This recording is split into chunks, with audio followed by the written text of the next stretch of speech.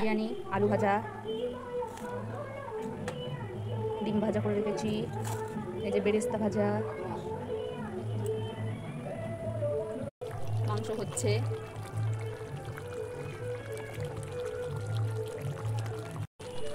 Rice হয়ে গেছে, মাংস রান্না শেষ।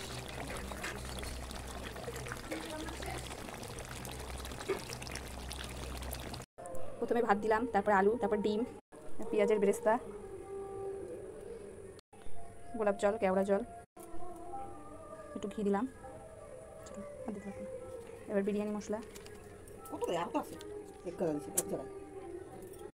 একটু দুধ দিয়ে দিলাম, গুঁড়ো দুধ, মাংস দিলাম, একটু গ্রেভি দিয়ে দিলাম, রাইস দিয়ে দিলাম,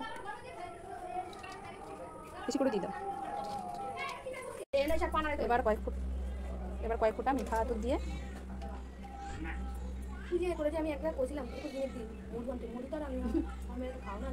এবার কমপ্লিট হচ্ছে। এবার এটা দমে দেবো, ব্যাস আমাদের বিরিয়ানি রেডি।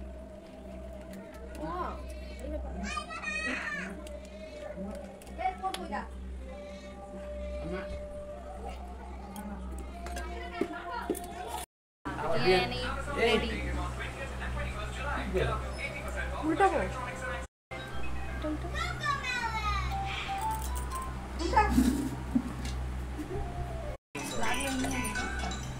চিকেন চাপ আর বিরিয়ানি।